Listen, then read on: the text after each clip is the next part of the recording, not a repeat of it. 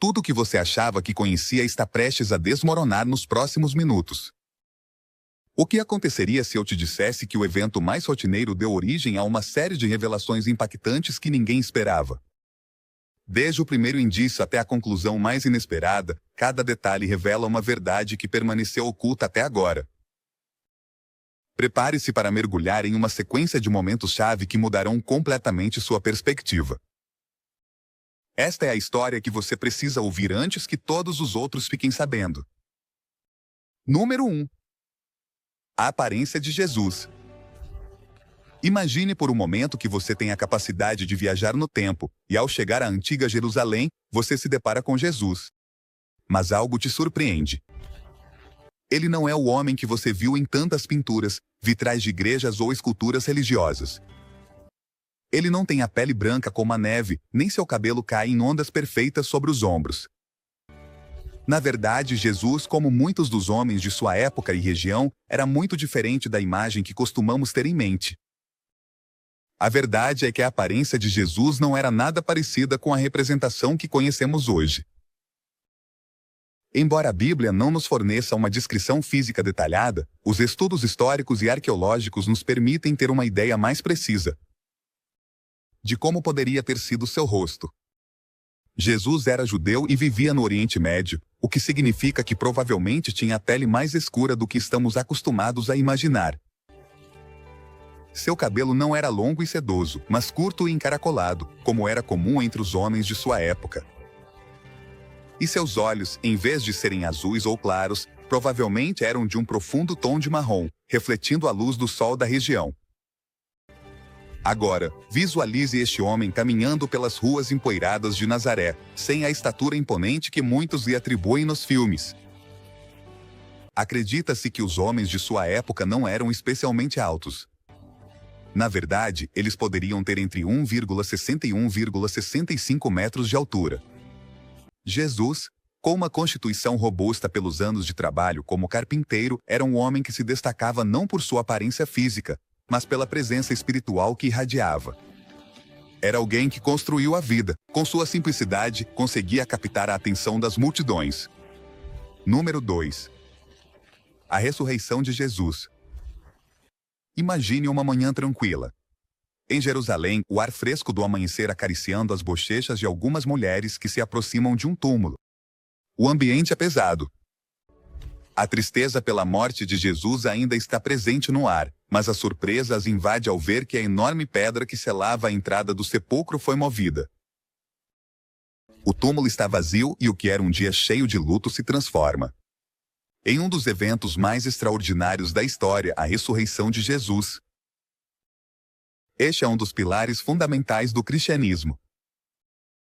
Depois de ter sido crucificado e ter morrido na cruz, Jesus foi sepultado em um túmulo novo que pertencia a José de Arimateia, um homem rico que era discípulo em segredo.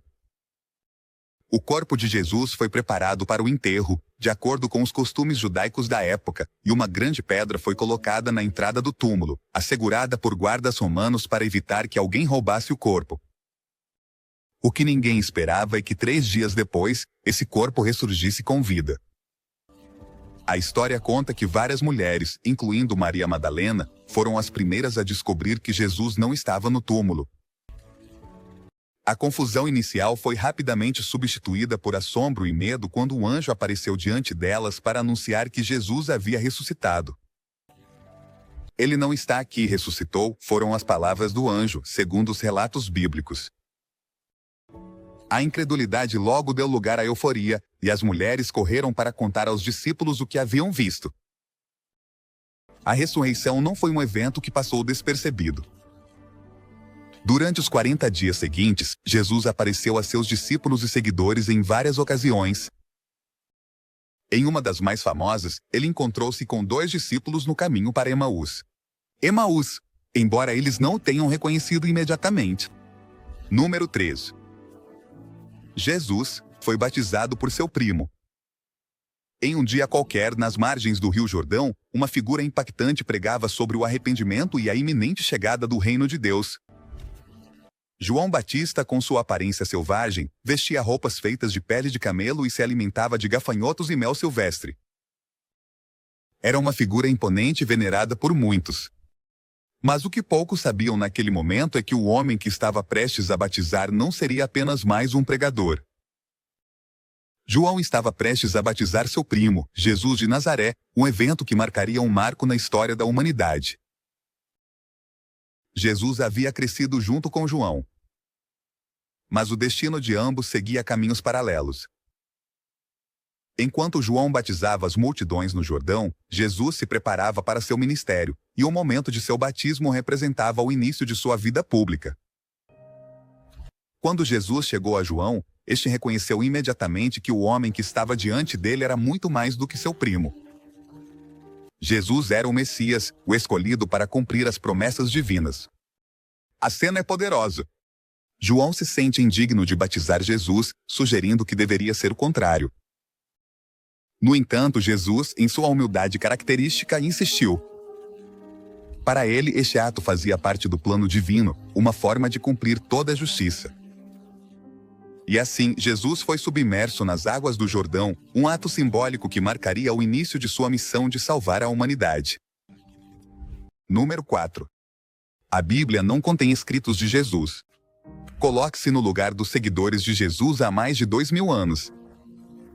Ouça suas palavras, veja seus milagres, e você se pergunta como é que alguém tão sábio e profundo não deixou nenhum escrito. Surpreendentemente, embora Jesus tenha sido o centro de uma das histórias mais impactantes da humanidade, ele nunca deixou um manuscrito, nem uma carta, nem uma tábua gravada com seu próprio punho e letra. Tudo o que sabemos sobre ele vem dos relatos daqueles que o seguiram, das pessoas que o conheceram de perto e decidiram transmitir sua mensagem ao mundo. Este é um fato que sempre surpreende a muitos. A Bíblia, esse livro tão venerado, não contém uma única palavra escrita diretamente por Jesus. No entanto, por que ele não deixou nada por escrito? A resposta pode ser tão simples quanto surpreendente. Na época de Jesus, a tradição oral era o meio mais eficaz para transmitir ensinamentos. As pessoas não precisavam escrever o que acreditavam. Elas falavam, compartilhavam, viviam. Jesus, como mestre da palavra, preferia o impacto imediato de suas parábolas, de seus sermões em monte, e sinagogas onde seus seguidores podiam ouvi-lo diretamente e replicar seus ensinamentos. Isso, é claro, não quer dizer que a mensagem de Jesus não tenha sido capturada. Foi, sem dúvida, uma das mais documentadas na história, mas sempre por outros. Seus discípulos foram quem assumiram a tarefa de preservar seu legado. Personagens como Mateus, Marcos, Lucas e João, os autores dos evangelhos, foram quem documentaram suas palavras e ações para as gerações futuras. Número 5. Conflitos com os líderes religiosos. Se você pensava que Jesus era alguém que evitava o conflito, pense novamente. Este mestre, que pregava o amor, a paz e a compaixão, não era alheio aos confrontos. Um dos aspectos mais interessantes da vida de Jesus é como ele estava constantemente em desacordo com os líderes religiosos de seu tempo, especialmente com os fariseus e saduceus. Esses homens eram poderosos e respeitados, conhecidos por sua estrita adesão às leis religiosas, mas Jesus, com seu enfoque no amor e na misericórdia, desafiou sua autoridade. Imagine a cena, os fariseus com suas túnicas elaboradas, observando Jesus com olhos críticos enquanto ele cura um doente. No dia de descanso, o sábado. Para os fariseus, o sábado era sagrado e qualquer tipo de trabalho, incluindo curar, era proibido. Mas para Jesus, a compaixão sempre estava acima das regras humanas.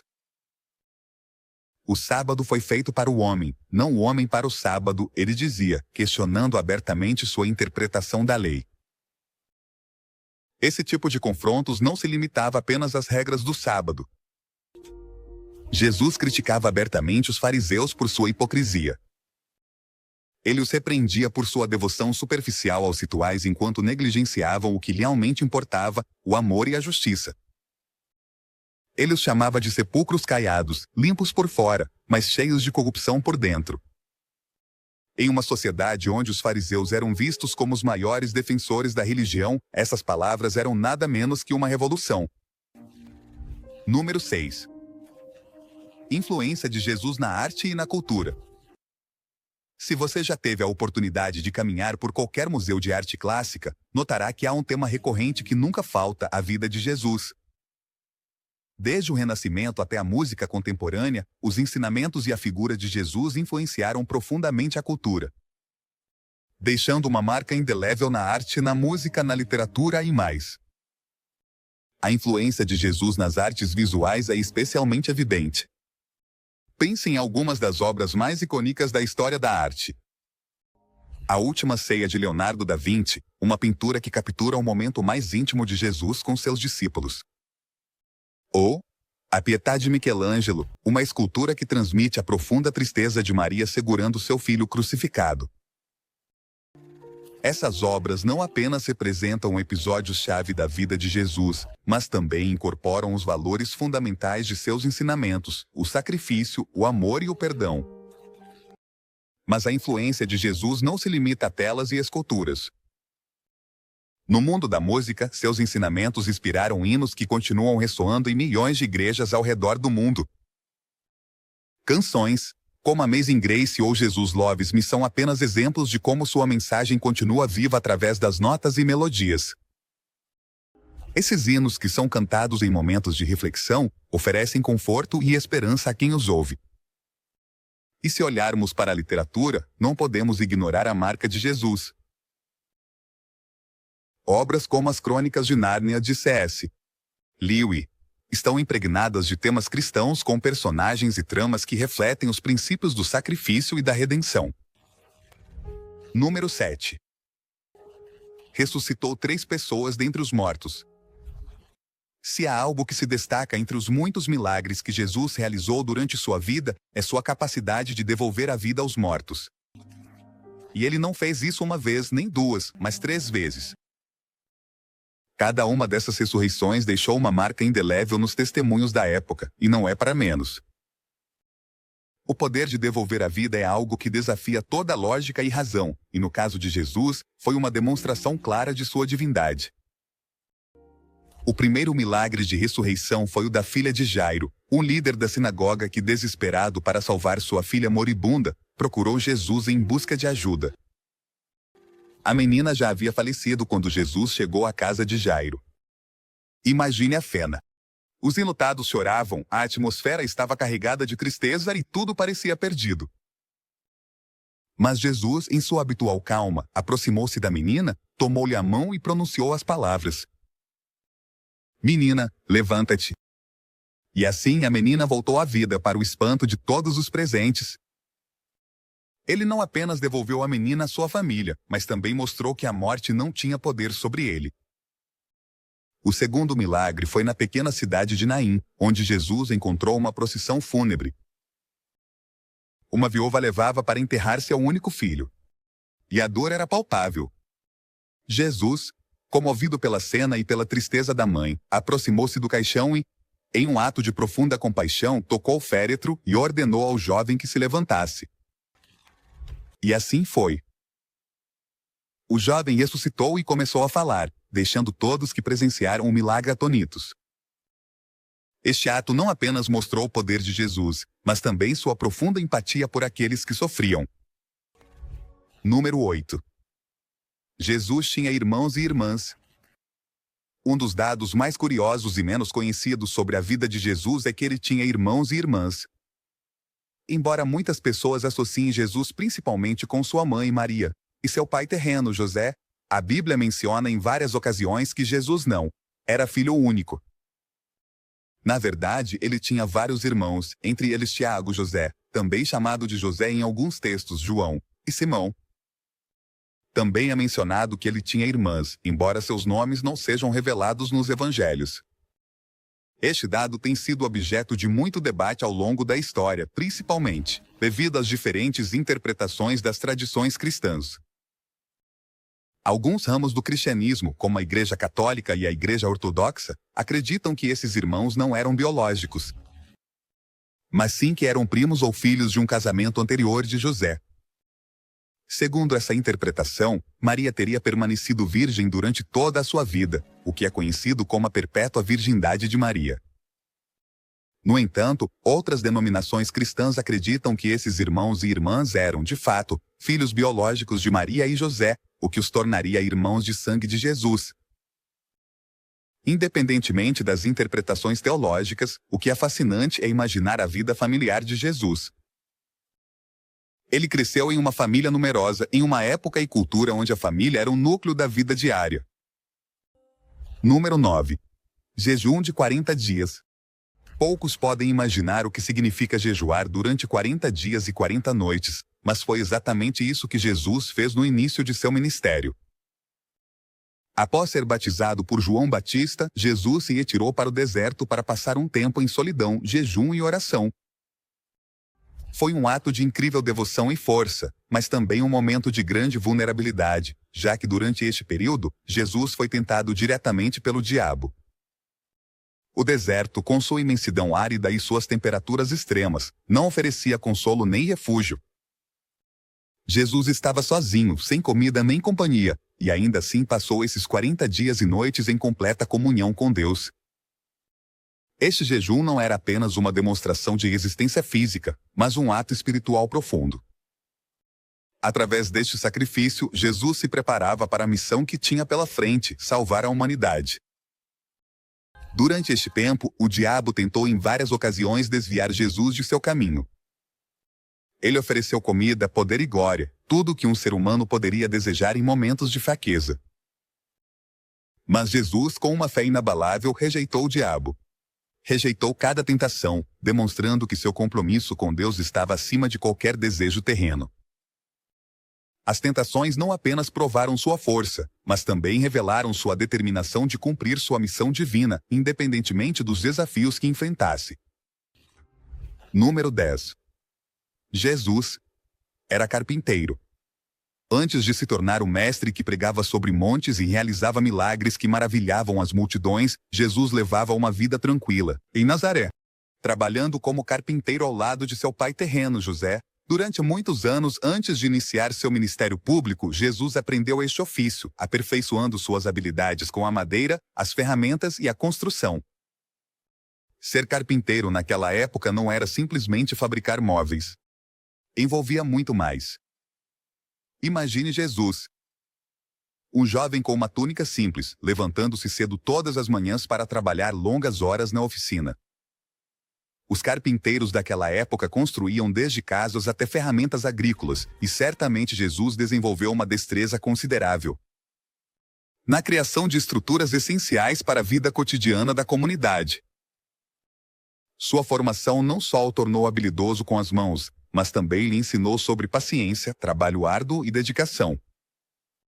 Cada martelada, cada corte de madeira fazia parte de um processo minucioso que exigia atenção aos detalhes, uma característica que também se refletiria mais tarde em seus ensinamentos. Frequentemente se acredita que o trabalho de carpinteiro era fisicamente exigente. Jesus, com toda probabilidade, desenvolveu uma constituição robusta, pelos anos de trabalho manual, o que quebra a imagem idealizada que muitas vezes se tem dele como uma figura delicada. Número 11. Jesus transformou a água em vinho. Um dos milagres mais surpreendentes e conhecidos de Jesus ocorreu em um casamento em Caná da Galileia. Este foi o primeiro milagre que Jesus realizou publicamente, e não foi para curar alguém ou ressuscitar os mortos, mas para resolver seus problemas. Um problema social. Eles ficaram sem vinho no casamento. Naquela época, ficar sem vinho em uma celebração desse tipo não era apenas vergonhoso para os anfitriões, mas poderia arruinar completamente a alegria da festa. Maria, a mãe de Jesus, estava entre os convidados e, como uma boa mãe, percebeu a situação antes de qualquer um. A cena começa quando Maria se aproxima de Jesus e diz simplesmente: "Eles não têm vinho." A princípio, Jesus parece relutante em intervir, respondendo que sua hora ainda não chegou. No entanto, Maria, confiando no poder de seu filho, diz aos servos que façam tudo o que ele lhes disser. Então Jesus, em um gesto aparentemente simples, mas carregado de significado, ordena que encham 6 grandes jarros de pedra com água. Esses jarros, cada um com capacidade de 20 a 30 galões, eram usados para os rituais de purificação. E provavelmente ninguém imaginava o que estava prestes a acontecer. Uma vez cheios, Jesus pediu aos servos que levassem um pouco desse líquido ao encarregado da festa, que, ao prová-lo, ficou admirado. A água havia se transformado no melhor vinho que ele já havia provado. O mais curioso é que, em vez de guardar o melhor vinho para o início da festa, como era costume, este vinho superior chegou ao final, quando a maioria dos convidados já não esperava nada especial. Este milagre não apenas resolveu o problema imediato da falta de vinho, mas também foi um símbolo profundo do poder de Jesus para transformar o ordinário em algo extraordinário. O que parecia ser apenas água, algo comum e corriqueiro, se transformou em um vinho excepcional. Número 12. A traição de Judas. No mundo dos traidores, poucos nomes ressoam tanto quanto de Judas Iscariotes. Sua traição a Jesus ficou marcada na história como um dos atos mais infames da humanidade. Mas o que levou este homem, um dos 12 discípulos escolhidos por Jesus, a entregar seu mestre por míseras 30 moedas de prata? A história da traição de Judas está cheia de intriga, dor e mistério. E, como toda boa narrativa, tem momentos de tensão que deixam qualquer um atônito. A história começa na véspera da última ceia. Jesus, consciente do que estava para acontecer, compartilhou com seus discípulos que um deles o trairia. Imagine o ambiente tenso, cheio de incerteza e angústia. Os discípulos, incrédulos, começaram a se perguntar quem poderia ser o traidor. Cada um se perguntava: serei eu? Até mesmo Judas, com o rosto frio, mas certamente com o coração em conflito, fez a mesma pergunta. O interessante é que Jesus não humilhou Judas publicamente, mas lhe deu uma oportunidade de se arrepender. Arrepender-se. No meio do jantar, quando pegou o pão e o molhou, entregou a Judas, indicando discretamente que ele seria o traidor. Jesus então lhe disse: "O que você vai fazer? Faça logo." Com essas palavras, Judas saiu para a escuridão da noite para selar o destino de seu mestre. Mas o que motivou Judas a trair alguém que ele havia seguido por anos? Alguém que havia compartilhado com ele momentos tão profundos e transformadores. As motivações de Judas têm sido debatidas durante séculos. Alguns acreditam que foi pura ganância. Afinal, 30 moedas de prata eram uma quantia considerável, embora longe do que muitos considerariam uma fortuna. Número 13. Os milagres de Jesus. Se algo caracterizou o ministério de Jesus, foi sua habilidade para realizar milagres que desafiavam as leis naturais. Esses milagres não eram apenas atos de compaixão para com aqueles que sofriam, mas também uma demonstração clara de seu poder divino.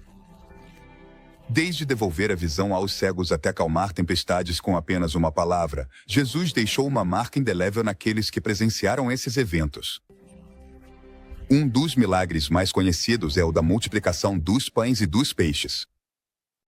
Jesus estava pregando para uma multidão de mais de 5.000 pessoas e a hora do dia já avançava. As pessoas estavam com fome, mas só tinham 5 pães e 2 peixes. Para qualquer outra pessoa, isso teria sido um problema sem solução, mas não para Jesus.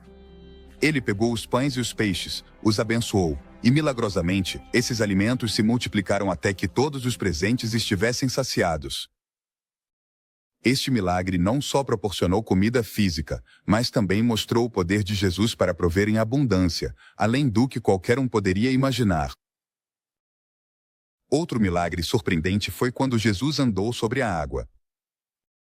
Os discípulos estavam em um barco no meio do mar da Galileia, quando uma forte tempestade os atingiu. Em meio ao caos e às ondas furiosas, viram Jesus caminhando em direção a eles sobre a água. Número 14. Parábolas e ensinamentos. Jesus era um mestre das palavras, e não há melhor exemplo disso do que suas parábolas. Essas histórias curtas e simbólicas eram um veículo perfeito para transmitir profundas verdades espirituais de uma maneira que as pessoas comuns pudessem entender. Através dessas parábolas, Jesus falava sobre o reino de Deus, o perdão, a compaixão e a justiça. E fazia isso de uma maneira que ressoava com as experiências cotidianas de seus ouvintes. Uma das parábolas mais conhecidas é a do bom samaritano. Nesta história, um homem judeu é atacado por ladrões e deixado quase morto no caminho. Várias pessoas passam por ele, incluindo um sacerdote e um levita. Mas nenhum deles para ajudá-lo. Finalmente, um samaritano, alguém considerado inimigo dos judeus naquela época, é quem, cuida dele e paga por sua recuperação. A moral da história é clara. O amor e a compaixão não devem ser limitados por fronteiras étnicas ou religiosas. Jesus ensinava que o verdadeiro próximo é aquele que age com bondade, independentemente das circunstâncias. Outra parábola impactante é a da paz. Impactante é a do filho pródigo. Um jovem pede sua herança antes do tempo e sai de casa, desperdiçando todo o seu dinheiro em uma vida desregrada. Finalmente, ao chegar ao fundo do poço, decide voltar para casa, esperando que seu pai o rejeite ou, na melhor das hipóteses, o aceite como servo. Mas, para sua surpresa, seu pai o recebe de braços abertos, celebrando seu retorno. Número 15. A Transfiguração. A transfiguração de Jesus é um daqueles momentos que não só deixou os discípulos boquiabertos, mas também marcou um antes e um depois na compreensão deles sobre quem realmente era seu mestre. Este evento ocorre no alto de uma montanha, um cenário sempre carregado de simbolismo espiritual.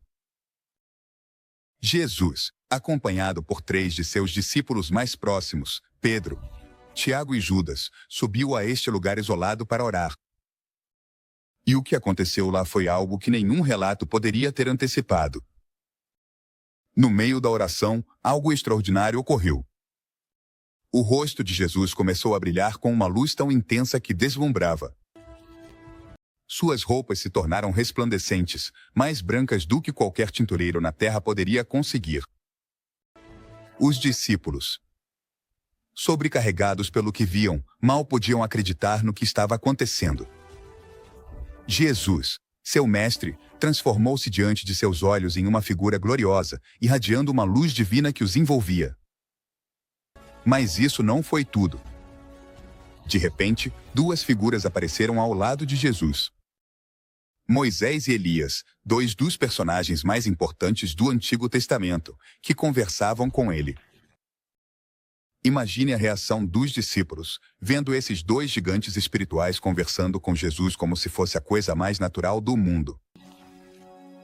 Moisés, o portador da lei, e Elias, o grande profeta, estavam ali, conectando o passado da história judaica com o presente da revelação divina em Jesus. Pedro, sempre o primeiro a falar, estava tão maravilhado e desconcertado pela cena que sugeriu construir 3 tendas, uma para Jesus, outra para Moisés e mais uma para Elias, como se quisesse preservar aquele momento sagrado para sempre. Número 16. A notável infância de Jesus. Quando se fala de Jesus, a maioria das histórias se concentra em seu ministério adulto, mas há um episódio de sua infância que se destaca por sua profundidade e significado. Embora os evangelhos não nos deem muitos detalhes sobre os primeiros anos de Jesus, o relato de sua infância é um relato de sua infância. De sua visita ao Templo de Jerusalém quando tinha 12 anos, é um dos poucos momentos que nos dá um vislumbre de sua vida antes de iniciar sua missão divina. Imagine Jesus, um jovem curioso e cheio de sabedoria, acompanhado por seus pais Maria e José em sua peregrinação anual a Jerusalém para a festa da Páscoa. Era uma tradição para os judeus devotos viajar ao templo para celebrar esta importante festividade e a família de Jesus não era exceção. Após os dias de celebração, chegou o momento de voltar para casa em Nazaré, mas houve um pequeno detalhe. Jesus não estava com eles. José e Maria, supondo que seu filho estava em algum lugar entre a multidão de familiares e amigos que viajavam juntos, não perceberam sua ausência até que já tinham avançado um bom trecho em seu caminho de volta. Imagine a angústia de Maria e José ao perceberem que seu filho, o menino que havia sido anunciado por anjos e que sabiam ter um destino especial, estava perdido na grande cidade de Jerusalém. Durante 3 dias, procuraram desesperadamente por todos os lugares, provavelmente cheios de medo e preocupação. Finalmente, o encontraram no templo, sentado entre os mestres da lei, discutindo com eles e surpreendendo a todos com sua compreensão e respostas. Número 17. Crucificação, no Gólgota. A crucificação de Jesus no Gólgota é talvez o evento mais trágico e ao mesmo tempo significativo de toda a sua vida. O Gólgota, também conhecido como Lugar da Caveira, era uma colina fora de Jerusalém onde os criminosos eram executados. E foi lá que Jesus foi levado após ter sido submetido a uma série de julgamentos injustos. A crucificação não foi apenas uma prova física, mas também um ato de humilhação pública. E para Jesus, foi a culminação de sua missão de redimir a humanidade. Imagine a cena. Jesus, exausto após ter sido brutalmente açoitado, carrega sua cruz pelas ruas empoeiradas de Jerusalém, enquanto a multidão o segue, alguns zombando, outros chorando. Seu rosto está coberto de sangue, seu corpo machucado, e o peso da cruz recai sobre seus ombros. A cada passo, a dor se intensifica, mas Jesus continua, sabendo que isso era o que havia previsto, predito, e que seu sacrifício teria um propósito muito maior. Quando finalmente chegou ao Gólgota, os soldados romanos o pregaram na cruz, uma prática comum para punir criminosos naquela época.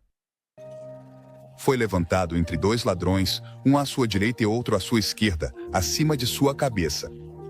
Colocaram uma placa que dizia Jesus de Nazaré, Rei dos Judeus.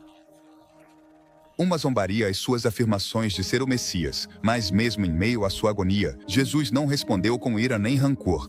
Em vez disso, Jesus entregou sua vida. Disso, pronunciou uma das frases mais poderosas de toda a sua vida. Pai, perdoa-os, porque não sabem o que fazem. Número 18. Julgamentos injustos contra Jesus. Antes de ser crucificado, Jesus foi submetido a uma série de julgamentos que não só foram injustos, mas também desafiaram as normas legais da época. Ao longo daquela noite trágica, Jesus passou de um tribunal a outro, sendo interrogado e maltratado por autoridades tanto religiosas quanto políticas, cada uma das quais tinha seu próprio interesse em vê-lo condenado. O que torna esses julgamentos particularmente impactantes não é apenas a condenação de um homem inocente, mas a maneira como Jesus enfrentou cada uma dessas provas com uma calma e dignidade que contrastava com a violência e a injustiça que o cercavam. Após ser preso no jardim do Getsêmani, Jesus foi levado perante Anás, o ex-sumo sacerdote. Anás, que ainda tinha grande influência na liderança religiosa, apesar de seu genro, Caifás, ser o sumo sacerdote oficial, interrogou Jesus sobre seus ensinamentos e seus discípulos. Neste ponto, Jesus já estava sob a custódia dos guardas do templo, que não hesitavam em maltratá-lo. No entanto, Jesus não respondeu com raiva nem com desafio, mas falou-lhes com uma verdade que incomodava a todos os presentes. De lá, Jesus foi levado perante Caifás e o Sinédrio, o conselho religioso que o havia acusado de blasfêmia. Este foi um dos julgamentos mais irregulares, em muitos aspectos, ilegais que ocorreram em toda a história do direito judaico. Os membros do Sinédrio reuniram testemunhas que, desesperadamente, tentavam encontrar algo incriminador contra Jesus. Mas seus testemunhos se contradiziam entre si. Finalmente, Caifás fez uma pergunta direta a Jesus. És tu o Cristo, o Filho de Deus? Diante disso, Jesus respondeu afirmativamente. Ao fazê-lo, assinou sua sentença de morte. Os líderes religiosos o acusaram de blasfêmia, um crime que, segundo a lei judaica, merecia a pena capital. Número 19. Jesus, o poliglota. Uma das curiosidades menos mencionadas sobre Jesus é sua capacidade de falar vários idiomas, o que lhe permitiu se comunicar com uma variedade de pessoas em diferentes contextos. Embora os evangelhos não falem muito sobre este aspecto de sua vida, estudos históricos e o contexto da época sugerem que Jesus era pelo menos trilingue. Isso é algo que costuma surpreender, mas na verdade faz muito sentido, considerando a diversidade cultural da região onde ele viveu. O idioma que Jesus falava mais frequentemente era o aramaico, a língua comum dos judeus na Palestina. Naquela hora, Este era o idioma que Jesus utilizava em sua vida diária para pregar às multidões e para se comunicar com seus discípulos. Era a linguagem do povo, a que todos entendiam, e por isso muitas das palavras e frases aramaicas que Jesus pronunciou, como Talita cum, menina, levanta-te, ou Eli, Eli, lama sabachthani, Deus meu, por que me abandonaste? Foram preservadas nos evangelhos. Mas o aramaico não era o único idioma que Jesus conhecia. Ele também falava hebraico, a língua das Escrituras. Embora o hebraico tivesse caído em desuso como língua falada, continuava sendo o idioma da liturgia e dos textos sagrados. Jesus, como bom judeu, frequentava a sinagoga regularmente e lia da Torá, o que exigia um conhecimento profundo do hebraico. Quando ensinava sobre as Escrituras ou debatia com os fariseus, fazia isso em hebraico, mostrando não apenas sua habilidade linguística, mas também seu conhecimento profundo das leis e tradições judaicas. Número 20. Jesus e mais crucificações. Quando pensamos na crucificação de Jesus, geralmente imaginamos que foi um evento solitário, com Jesus pendurado no meio do nada. No entanto, novas pesquisas sugerem que a crucificação de Jesus não foi um ato isolado, mas parte de uma prática mais ampla em que outros também foram crucificados naquele mesmo momento. De fato, o Evangelho de Lucas menciona que Jesus foi crucificado junto a dois criminosos, um à sua direita e outro à sua esquerda. O que mostra que as crucificações múltiplas não eram incomuns na época. A crucificação era um método de execução comumente utilizado pelos romanos para punir rebeldes e os criminosos mais perigosos. Era uma forma de castigo público, projetada para causar o máximo de sofrimento e para enviar uma mensagem clara à população. Este é o destino daqueles que desafiam o poder de Roma. Durante o tempo de Jesus, a crucificação não era algo raro, e é provável que muitos outros tenham sido executados da mesma maneira ao longo da Judeia. O que torna a crucificação de Jesus diferente das outras não é o ato em si, mas o que ele representava. Para os romanos, Jesus era apenas mais um criminoso que estava sendo eliminado do cenário político. Mas para Jesus e seus seguidores, sua crucificação tinha um significado muito mais profundo. Ao morrer na cruz, Jesus estava cumprindo sua missão de redenção, tomando sobre si os pecados da humanidade e oferecendo uma nova vida a todos aqueles que acreditassem nele. Agora que você sabe, cabe a você decidir o que fazer com essa nova perspectiva.